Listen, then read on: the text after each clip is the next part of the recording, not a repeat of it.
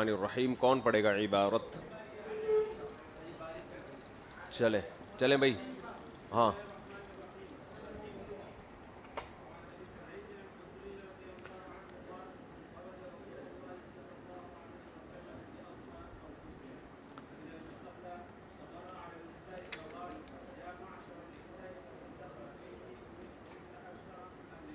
جی.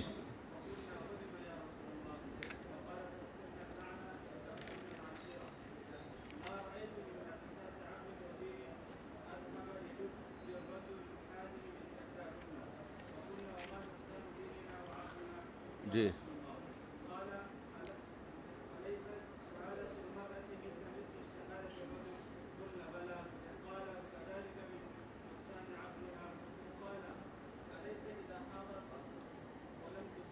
ولم نہیں، لم تصلی ولم تصم، حدیث نمبر 19.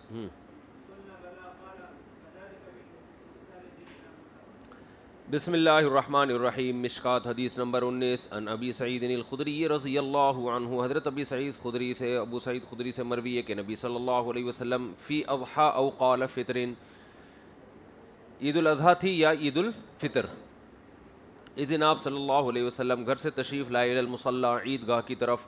فمر علی النساء، خواتین کے قریب سے گزرے. فقال یا معشر النساء، اے عورتو، تصدقنا، تم صدقہ کیا کرو، تم صدقہ کیا کرو. فإنی أُرِیتُکُنَّ أَکْثَرَ أَہْلِ النَّارِ، کیونکہ مجھے دکھایا گیا ہے تمہیں کہ تم جہنم میں زیادہ ہو. اُریتُ کا معنی مجھے دکھایا گیا ہے، فعل مجہول ہے نا. فقلنا وبما یا رسول اللہ، خواتین نے کہا کیوں، یہ اس کی کیا وجہ ہے یا رسول اللہ کہ عورتیں جہنم میں زیادہ ہیں.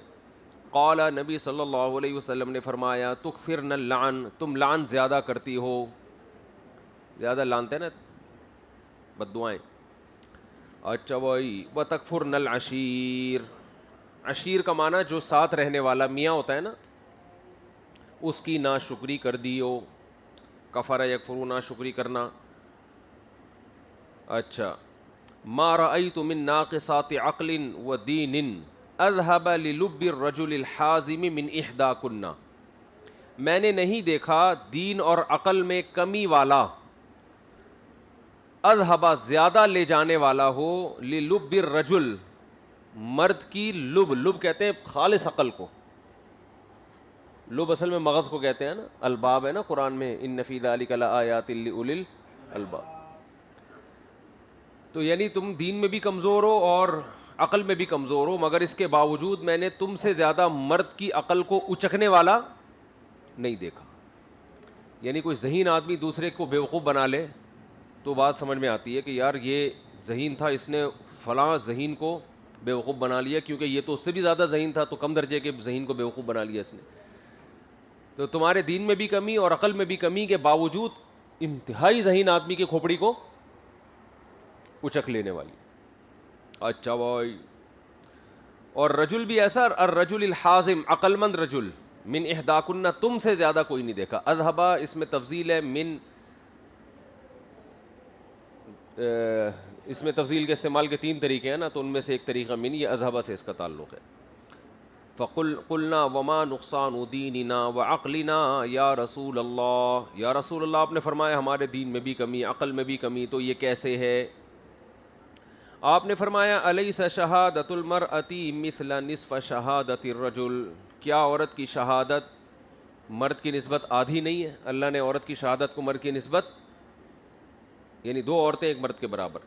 قلنا بلا، صحابیات نے کہا ہاں ضرور. قال فذلک من نقصان عقلها، فرمایا اس لیے کہ یہ دلیل ہے عقل میں کمی کی، یہ دلیل ہے عقل میں کمی کی.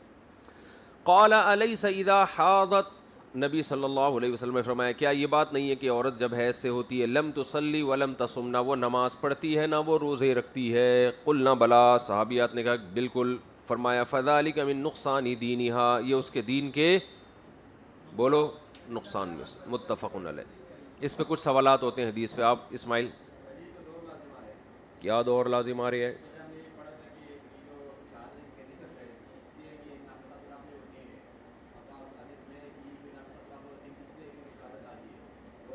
نہیں، یہ کہہ رہے ہیں کہ عورت ناقصات العقل والدین ہے اس لیے کہ اس کی شہادت آدھی ہے، اور اس کی شہادت آدھی اس لیے کہ وہ ناقصات العقل والدین ہے۔ اصل میں عورت کی شہادت آدھی اس لیے ہے کہ اللہ نے اس کو عقل میں مر سے کم بنایا ہے۔ تو ناقصات العقل ہونے کی علامت یہ ہے کہ اللہ نے اس کو دین میں کم بنایا ہے، تو یہاں علامت کو دلیل قرار دیا گیا ہے، سمجھتے ہو؟ بعض دفعہ علامت کو بھی دلیل کہا جاتا ہے نا۔ رسول اللہ صلی اللہ علیہ وسلم نے ایک دعویٰ کیا خواتین کے سامنے کہ عورت کی عقل کم ہوتی ہے، انہوں نے کہا یہ ہمیں کیسے پتہ چلا کم ہوتی ہے؟ تو فرمایا دیکھو کم ہوتی ہے تبھی تو اللہ نے عورت کی گواہی کو آدھا رکھا ہے۔ تو یہ بطور یعنی یہ علامت ہے کہ عورت کی یعنی عورت کے کم عقل ہونے کی ظاہری علامت کیا ہے کہ اللہ نے اس کی گواہی کو آدھا رکھا۔ باقی آدھا کیوں رکھا؟ اس کی علت ہے عقل کا کم ہونا، تو علامت کو مجازن دلیل کہا گیا یہاں پہ، سمجھتے ہو؟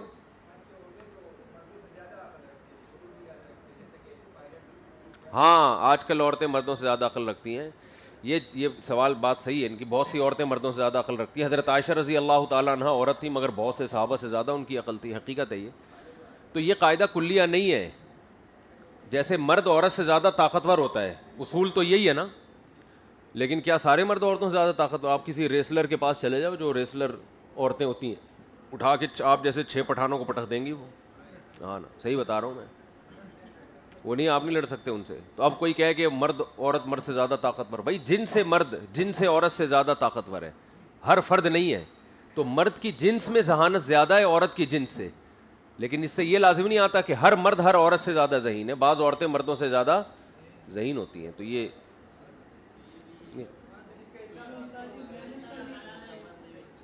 ہے اچھا جی۔ اب سوال پیدا ہوتا ہے بعض عورتیں مردوں سے زیادہ ذہین ہوتی ہیں تو پھر ان کی گواہی 2 مردوں کے برابر، 1 مرد کے برابر ہونی چاہیے پوری پوری۔ تو اس کا جواب یہ ہے کہ اصول ہمیشہ، قاعدے کلی ہمیشہ اکثریت کو دیکھ کے بنائے جاتے ہیں، ایک جز کے نہیں کہ وسیم بھائی کے لیے قانون الگ ہو سلیم بھائی کے لیے الگ ہو۔ سمجھتا نہیں ہے نا بات؟ جنس پر ہے، جن سے مرد عورت کی جن سے زیادہ ذہین ہے، ہر مرد ہر عورت سے زیادہ ذہین نہیں ہوتا، سمجھتے ہو؟ جیسے ہر مرد ہر عورت سے زیادہ طاقتور نہیں ہوتا، ہر مرد ہر عورت سے زیادہ بہادر بھی نہیں ہوتا۔ مرد کی جنس زیادہ بہادر ہے عورت کی نسبت، عورتیں بزدل ہوتی ہیں، لیکن ایسا ہر جگہ نہیں ہوتا، بعض عورتیں مردوں سے زیادہ بہادر ہوتی ہیں، ہوتی کیا ہے، مشاہدے پر مبنی ایک حقیقت ہے۔ مرد چھپکلی چوہے سے ڈر رہا ہوتا ہے، عورت شوہر سے نہیں ڈر رہی ہوتی۔ وہ دور لازم آتا ہے نا، ایک آدمی نے کہا دنیا گول ہے، ابھی پھر سبق میں پھر ایسے دور صحیح نہیں ہے، دنیا گول ہے، پتہ نہیں اس نے بڑا لمبا چوڑا بنایا تھا کہ دنیا گول ہے، عورت چھپکلی سے ڈرتی ہے، چوہے سے ڈرتی ہے، چوہا بلی سے ڈرتا ہے،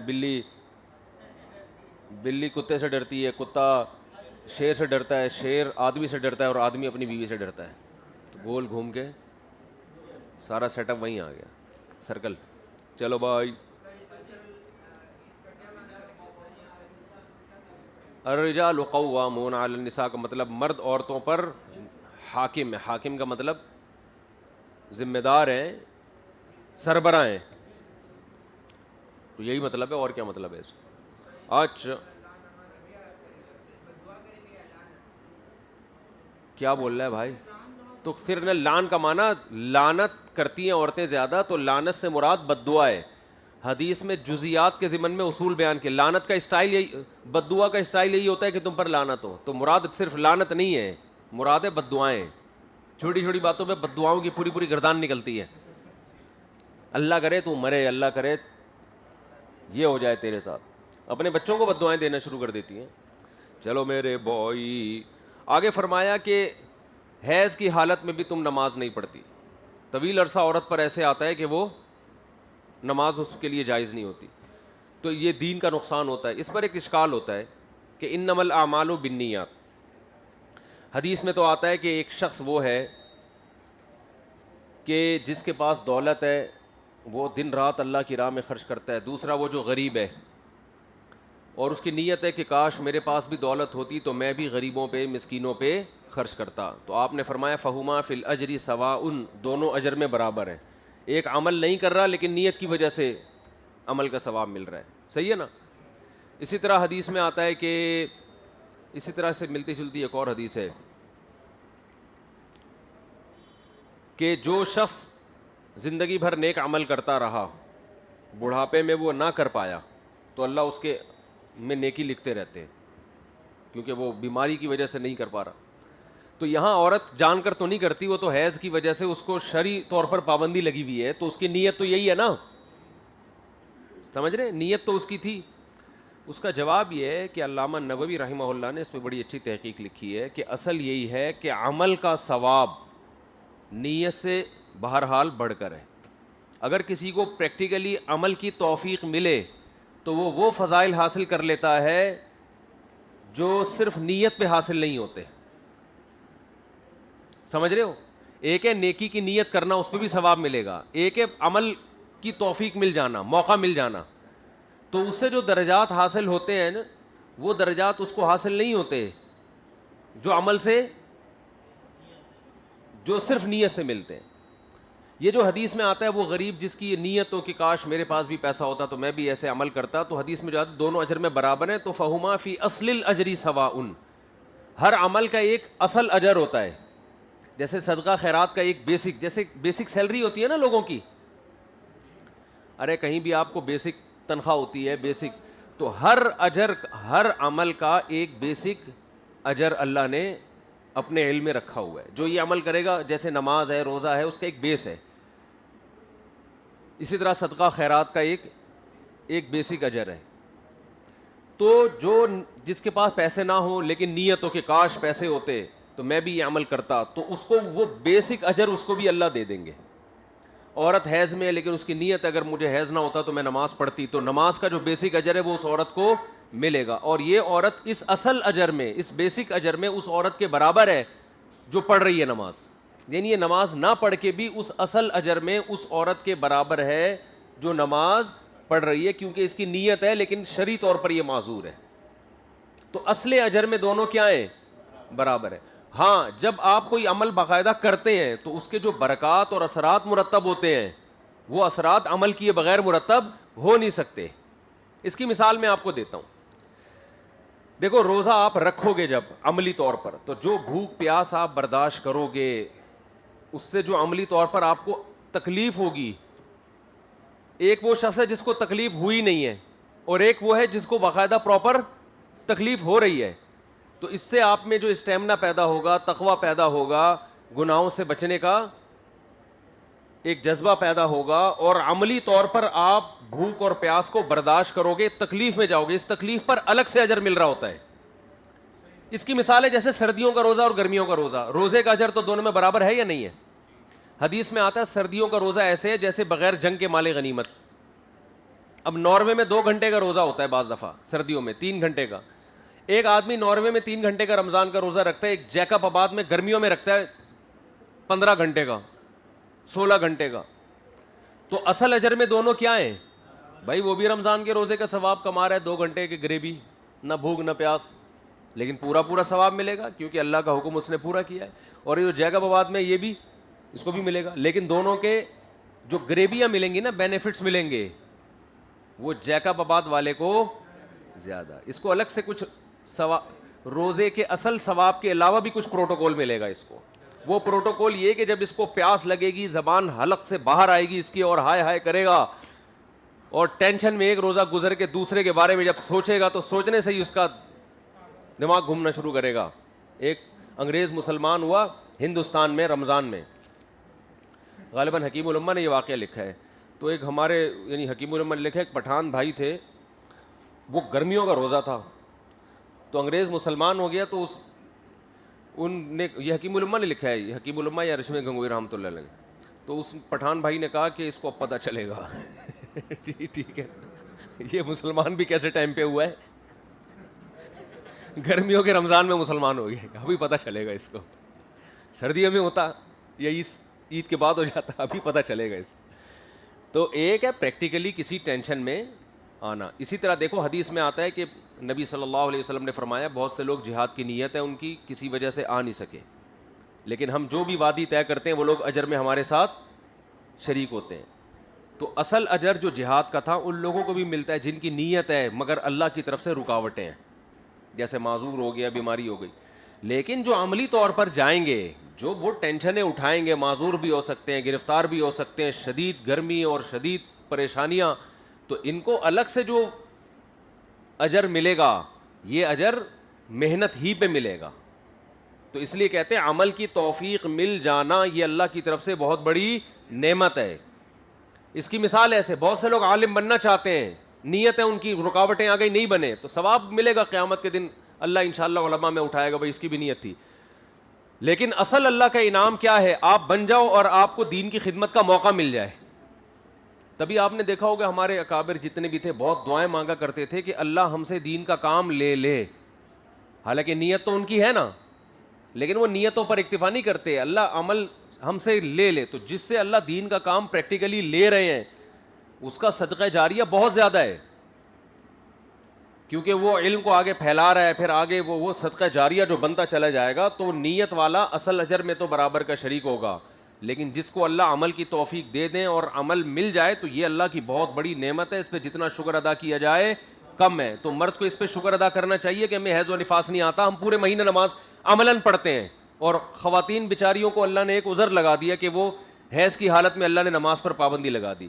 تو نماز کی نیت کا ثواب تو ان کو ملے گا، اصل ثواب. لیکن جو نماز عملاً پڑھنے پر، فجر کے لیے جب آپ اٹھتے ہو، ٹینشن اٹھاتے ہو، پھر مسجد کی طرف جاتے ہو اور پھر نماز پڑھتے ہو اور سردی میں وضو کرتے ہو، یہ سارے جو الگ سے گریوی والے فضائل ہیں یہ حیض کے دنوں میں عورت کو حاصل نہیں ہوتے. سمجھتا ہے بات کو؟ یہ مطلب ہے حدیث کا. ہاں، مومن کی نیت اس کے عمل سے بہتر ہے. اس حدیث یہ بہتر، یہ خیریت ایک دوسرے لحاظ سے ہے. دیکھو فضیلت کلی ایک ہوتی ہے، فضیلت کلی ایک ہوتی ہے فضیلت جزوی. یہ میں بیانات میں بھی کئی دفعہ بتا چکا ہوں یہ فلسفہ. فضیلت کلی اسے کہتے ہیں کہ اصل فضیلت جو ہے نا وہ فضیلت کلی کہلاتی ہے، جو عمل سے مقصود ہوتی ہے. اس کی مثال ایسے ہے کہ رسالت ایک فضیلت کی چیز ہے نا، تو رسالت والی فضیلت ہمارے نبی میں جتنی تھی وہ کسی اور پیغمبر میں نہیں تھی. یعنی ایز اے رسول ہمارے نبی تمام پیغمبروں سے افضل ہے. کیوں افضل ہے؟ اس لیے کہ رسول کا کام ہوتا ہے اللہ کا پیغام بندوں تک پہنچانا. تو یہ پیغام علی وجہ الکمال جیسے اللہ نے پیغمبر سے لیا یہ کام، کسی اور پیغمبر سے، ہمارے پیغمبر سے جیسے اللہ نے یہ کام لیا کسی اور پیغمبر سے نہیں لیا. کیسے؟ آپ کو ساری دنیا کے سارے انسانوں کی طرف رسول بنایا، تو رسالت والا معنی آپ میں دوسروں سے زیادہ ہو گیا کہ نہیں ہو گیا؟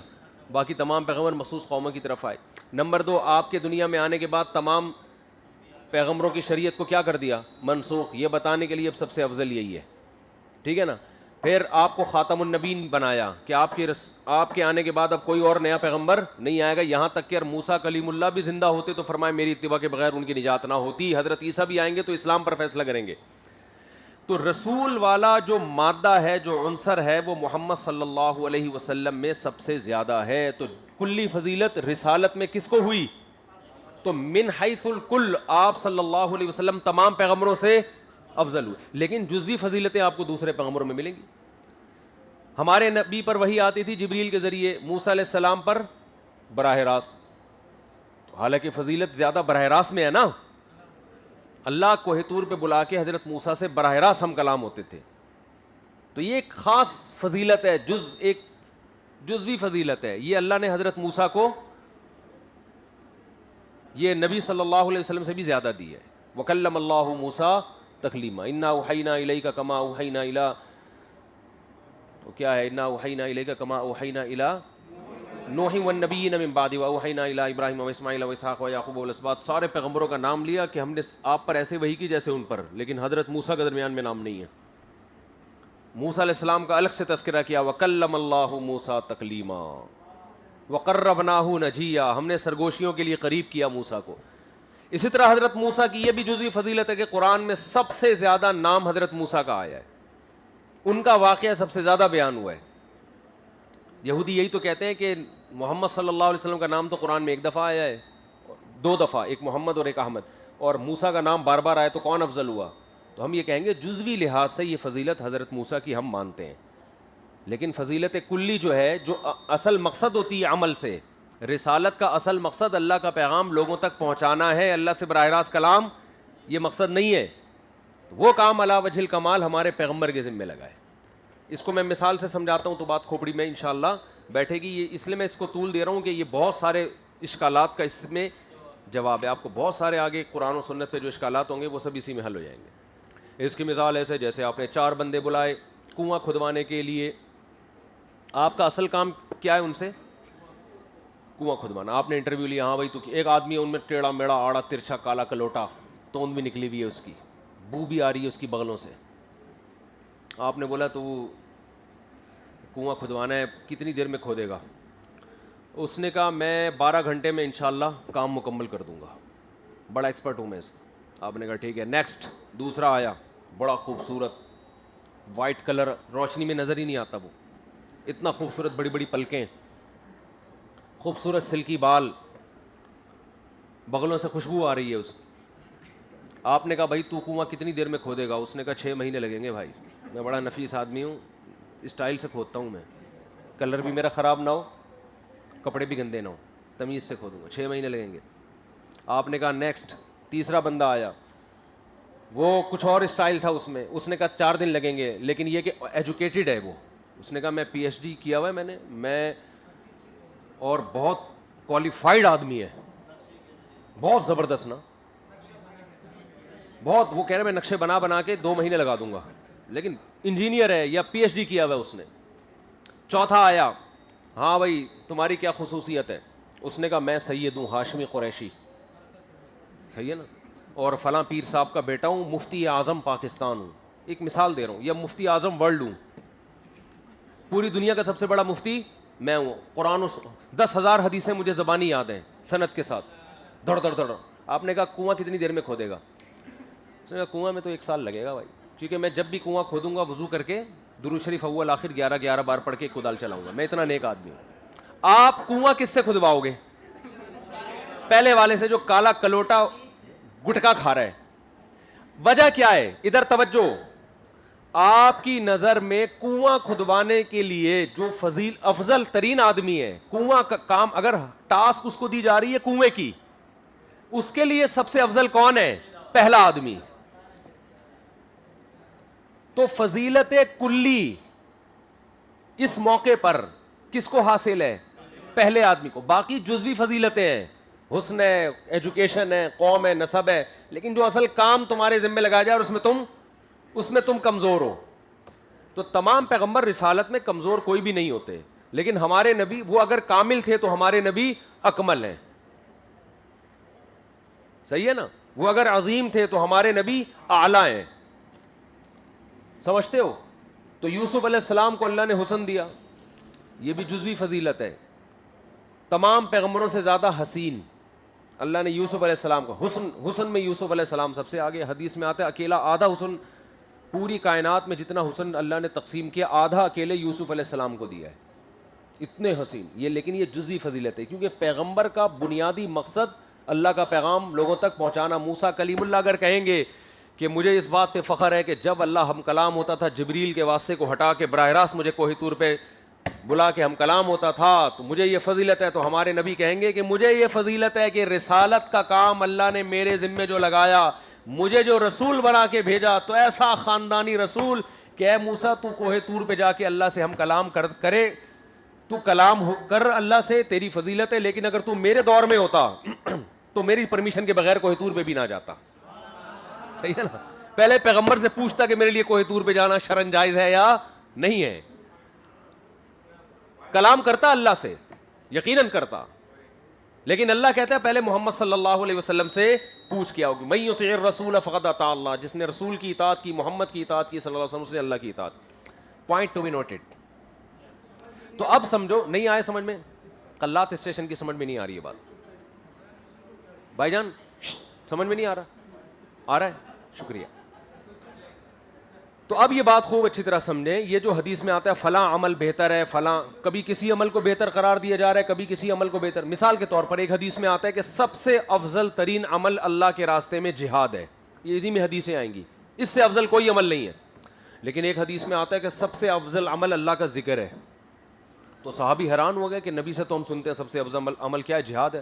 آپ نے, صحابی نے پوچھا یا رسول اللہ اگر ہم جہاد کریں تو ذکر اللہ کا ذکر اس جہاد سے بھی افضل آپ نے فرمایا؟ ہاں جہاد سے بھی افضل، اگرچہ تمہارے گھوڑے کی ٹانگیں کاٹ دی جائیں، تمہیں قتل کر دیا جائے، پھر بھی ذکر جہاد سے کیا ہے؟ بولو افضل۔ تو یہاں افضلیت کسی اور وجہ سے ہے، وہاں افضلیت فضیلت کلی یہ ذکر کو حاصل ہے۔ تو یہاں جو حدیث میں فرمایا نا افضل ہے، مقصود کے اعتبار سے جہاد کا بنیادی مقصد زمین پہ اللہ کا نظام، تاکہ اللہ کی عبادت ہو، لوگ اللہ کو یاد کریں، تو وہ ذریعہ مقصود ہے، مقصود نہیں ہے، سمجھتے ہو؟ تو اللہ کے نبی نے صحابہ کو ذکر کی طرف لگایا کہ بنیادی مقصد جہاد سے کیا ہے؟ اللہ کی یاد کو قائم کرنا، تو اللہ کی یاد زیادہ افضل ہے، وہ مقصود ہے۔ اور دوسری حدیثوں میں جو آ رہا ہے کہ ذکر سے افضل جہاد ہے، اس کا مقصد وہ مشقت کے اعتبار سے۔ اب ایک آدمی کہے میں 3 دفعہ سبحان اللہ پڑھوں گا کیونکہ میں نے ذکر کیا، اور وہ بیچارہ جا کے جہاد میں بیوی کو بیوہ کرا دیا، اس نے بچوں کو یتیم کرا دیا، گرفتار ہو گیا، میں اس سے افضل ہو گیا۔ بھائی مقصودی لحاظ سے تو ذکر افضل ہے، لیکن پریکٹیکلی جب آپ جہاد میں لگو گے تو جو اس پہ اجر ملے گا، جو گناہ معاف ہوں گے، وہ اس آدمی سے افضل ہے جو صرف کیا کر رہا ہے؟ اللہ اللہ کر رہا ہے بیٹھ کے۔ تبھی تو قرآن کہتا ہے جعلتم سقایۃ الناس وعمارۃ المسجد الحرام کمن آمن باللہ والیوم الآخر، تم نمازیوں کو پانی پلانا اور مسجدیں تعمیر کرنا، تم یہ سمجھتے ہو کہ تم اس کے برابر ہو گئے جو اللہ کی راہ میں لڑ رہا ہے؟ تو جو لڑ رہا ہے وہ تو خون دے رہا ہے بھائی، سمجھتا نہیں ہے نا بات کو، جب نہیں پڑے گا رات کو تو کیسے سمجھے گا بات کو؟ چلو چلو میرے بھائی، اچھا تو یہ جو ہے مومن کی نیت عمل سے بہتر ہے، اس حدیث کا مطلب بعض لحاظ سے بہتر ہے، کیونکہ نیت میں کھوٹ نہیں ہوتا۔ عمل جب انسان کرتا ہے تو بعض دفعہ اس میں ریاکاری آ جاتی ہے، بعض دفعہ اس میں یہ بھی خطرہ ہوتا ہے کہ آپ بعد میں لوگوں کو اپنا وہ عمل بتا کے شو مار کے عمل ضائع کر دو۔ نیت میں یہ خطرات موجود نہیں ہے، نیت پہ تھوڑا اجر ملتا ہے لیکن پکا ہوتا ہے، وہ ضائع نہیں ہوتا۔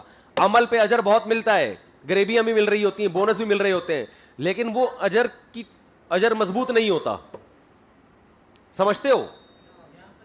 مضبوط اس لیے نہیں ہوتا کہ آپ نے عمل کیا تو شو بازیوں میں آ گئے، آپ پھر بعد میں لوگوں کو بتا کے کیش کرا رہے ہو اس کو، جبکہ نیت میں تھوڑا مل رہا ہے لیکن کیا ہے؟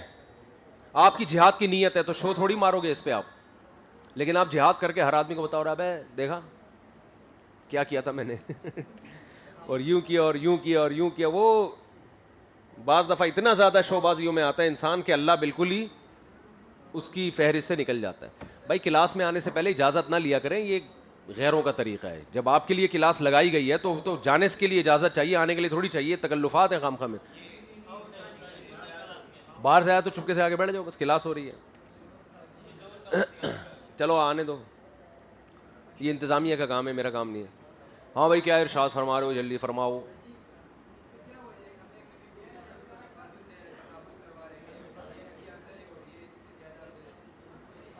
اس کا فائدہ یہ ہے کہ یہ تقابل قرآن نے کیا، یہ کہہ رہے ہیں اس تقابل کی ہمیں کیا ضرورت ہے کہ یہ افضل ہے تو یہ افضل نہیں ہے، قرآن خود کہہ رہے تلک الرسل فضلنا بعضهم علی بعض، یہ پیغمبر ہے جن میں سے ہم نے بعض کو بعض پر فضیلت دی ہے، منہم من کلم اللہ، ان میں بعض ایسے ہیں جن سے اللہ نے کلام کیا، یہ فضیلت دی، ورفع بعضهم فوق بعض درجات، نبی کا نام اللہ نے نہیں لیا، ضرورت موقع پہ ہوتی ہے، بلا وجہ نہیں ہوتی۔ ضرورت یہاں کیا تھی؟ یہ مثال سے بات سمجھانے کی ضرورت تھی کہ یہاں بہت سے لوگ منکرین حدیث یہ اعتراض کرتے ہیں کہ محمد صلی اللہ علیہ وسلم کو دوسرے پیغمبروں پر کوئی فضیلت نہیں ہے، پھر آگے وہ منکرین حدیث یہ مثالیں دیتے ہیں کیونکہ ان کا مقصد تو حدیث کا انکار ہے نا، تو نبی کی ویلیو کو کم کر کے نبی کی بات کا انکار مقصد ہوتا ہے ان کا، تو وہ یہاں مثالیں دیتے ہیں، جیسے وہ جو مثال آتی ہے لا تفضلونی علی یونس، حدیث میں آتا ہے مجھے یونس پر فضیلت نہ دو، مجھے موسیٰ پر فضیلت نہ دو، اس طرح کی حدیثیں، یہ تواضع پر مبنی ہے، یہ آپ صلی اللہ علیہ وسلم کی تواضع کہ نام لے کر مجھے یہ نہ کہو کہ میں فلاں سے افضل ہوں، یہ آپ صلی اللہ علیہ وسلم کی تواضع تھی، لیکن جو آپ صحیح اور قرآن سے ہی اجماعی عقیدہ جو اہل سنت والجماعت کا ثابت ہے وہ یہی ہے کہ آپ صلی اللہ علیہ وسلم تمام پیغمبروں سے افضل ہے۔ تو اس افضلیت پہ جب ایک اشکال ہوتا ہے تو اس اشکال کے جواب میں تو یہ مثالیں دی جائیں گی میرے بھائی۔ افضلیت میں غلو کیا ہوتا ہے؟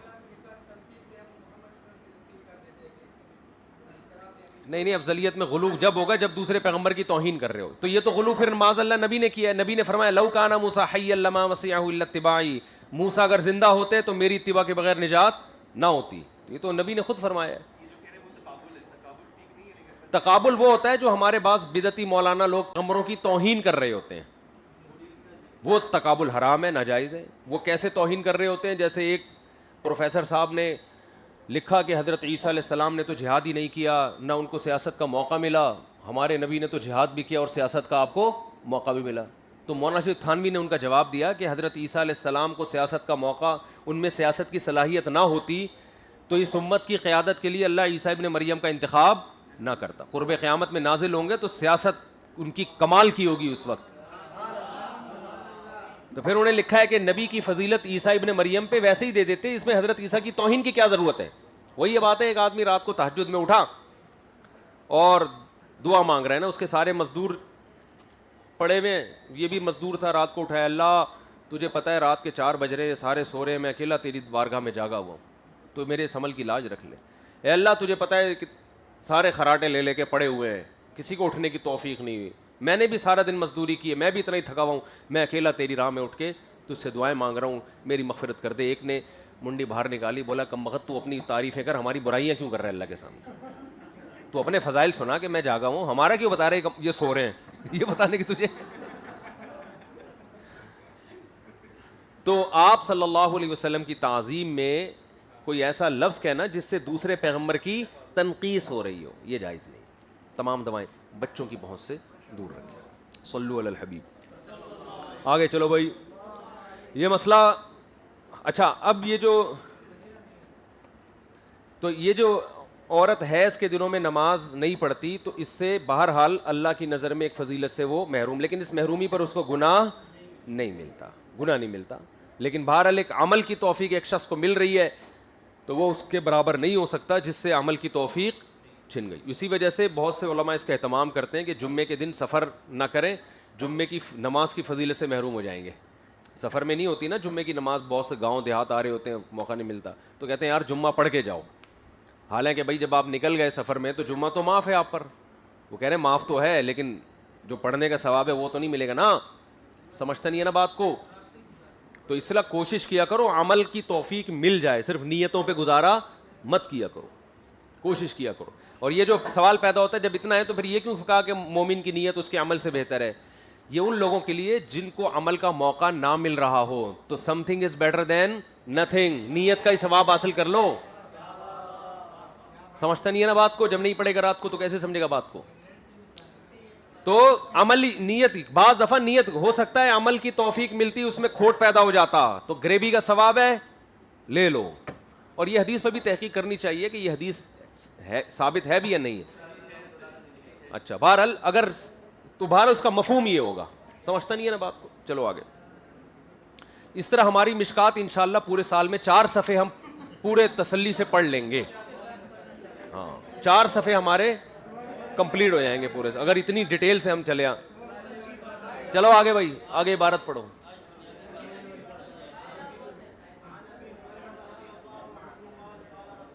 اچھا اس پر ایک اشکال اور ہوتا ہے کہ وہ جو روزے بھی نہیں رکھتی رمضان میں، حالانکہ وہ تو قضا ہو کے پورے ہو جاتے ہیں، تو بات یہ کہ عین رمضان کی فضیلت بہرحال اس سے پتہ چلتا ہے کہ سفر میں روزہ رکھنا افضل ہے روزہ چھوڑنے سے۔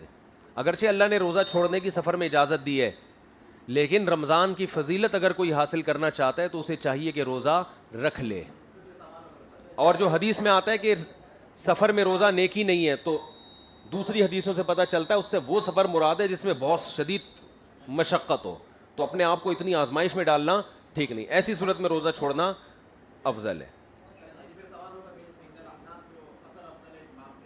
ہاں یہ بڑا خاندانی سوال کہ حنفیہ کے نزدیک سفر میں قصر نماز یہ افضل ہے اتمام سے۔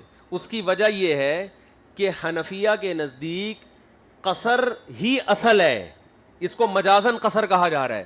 سفر میں 4 کی 2 رکعتیں ہو گئی ہیں، آپ 2 پڑھو گے تو یہ ایسے جیسے حضر میں 4 کی 8 پڑھ رہے ہو آپ۔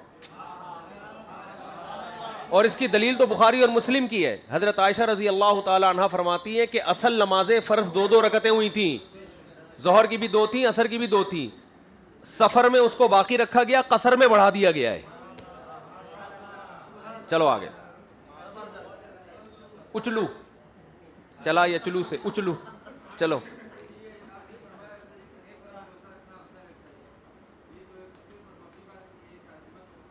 وہ اصول یہیں سے نکالیں، عزیمت اور رخصت والا، وہ اسی اصولوں سے نکالیں. اچلو.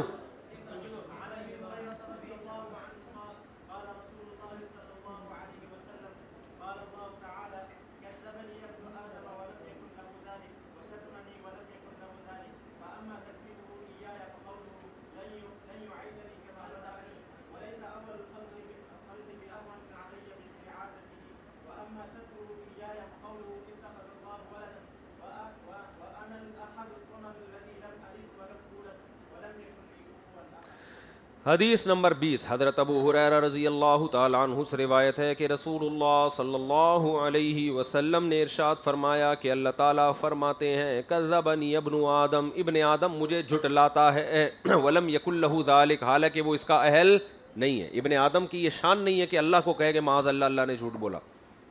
وشتمنی، اور ابن آدم مجھے برا بلا کہتا ہے، ولم یکن لہ ذالک، حالانکہ اس کو اس کا اختیار نہیں ہے، اس کی شان نہیں ہے انسان کی کہ اللہ کو معاذ اللہ شتم کرے. فاما تکذیبہ ایایا، کیسے جھٹلاتا ہے اللہ کو؟ آپ نے فرمایا، اللہ فرماتے ہیں کہ انسان کا مجھ کو جھٹلانا ایسے ہے، وہ کہتا ہے لن یعیدنی کما بدأنی، جیسے اللہ نے مجھے پہلی مرتبہ پیدا کیا دوبارہ پیدا نہیں کرے گا. تو یہ اللہ کی بات کا انکار کر دیا نا اس نے. وَلَيْسَ أَوَّلَ الْخَلْقِ بِأَهْوَنَ عَلَيَّ مِنْ إِعَادَتِهِ، پہلی مرتبہ دوبارہ لوٹانے سے آسان نہیں ہے، تو جب وہ کام میں نے کر لیا جو مشکل تھا تو یہ تو اور آسان ہو گیا نا دوبارہ. صحیح. وَأَمَّا شَتْمُهُ إِيَّايَ، اور وہ جو مجھے برا بلا کہتا ہے وہ کیسے کہتا ہے؟ اتخذ اللہ ولدا، وہ کہتا ہے کہ اللہ نے اولاد ٹھہرائی ہے، عیسیٰ ابن مریم کو اولاد ہے، تو مجھے ایک قسم کی گالی دی ہے اس نے. وَأَنَا الْأَحَدُ، میں اکیلا ہوں، الصمد، بے نیاز ہوں. ایک لفظ ہوتا ہے غنی اور ایک ہوتا ہے صمد، دونوں کا معنی کیا ہے؟ بے نیاز. جب دونوں کا معنی بے نیاز ہے تو پھر دو الگ الگ الفاظ کیوں استعمال ہو رہے ہیں؟ کیا ترادف نہیں ہے؟ ترادف تو پھر ایک عیب ہے نا کہ دونوں کا ایک ہی مطلب ہے، تو یہ زبان میں دو لفظ کیوں آ گئے پھر مارکیٹ میں؟ غنی اور صمد میں فرق یہ ہے کہ غنی وہ جس کو کسی کی ضرورت نہ ہو، اس کو کہتے ہیں غنی، مالدار کو غنی اس لیے کہتے ہیں نا. اور صمد جس کو کسی کی ضرورت نہ ہو لیکن سب کو اس کی ضرورت ہو. غنا کا اعلیٰ درجہ کہ وہ کسی کا محتاج نہیں لیکن سب اس کے محتاج ہیں. یہ صمد، غنی جو ہے کہ سپرلیٹو ڈگری صمد ہے، بے نیاز، ایسا کہ سب اس کے محتاج ہیں، وہ کسی کا محتاج نہیں. وَأَنَا الْأَحَدُ الصَّمَدُ الَّذِي، میں وہ ذات ہوں، لم الد، نہ میں نے کسی کو جنا، ولم اولد، اور نہ میں جنا گیا، ولم یکن لی کفوا احد، میرا کوئی ہم پلہ، ہم کفو نہیں ہے، ہمسر نہیں ہے میرا کوئی، میرے جوڑ کا، میرے پیرلل، میرے برابر کا کوئی بھی نہیں ہے. آگے حدیث نمبر 21 ارشاد. چلو ٹائم کیا ہو رہا ہے، وقت کیا ہو رہا ہے؟ چلو اذان ہونے والی. صلو علی الحبیب.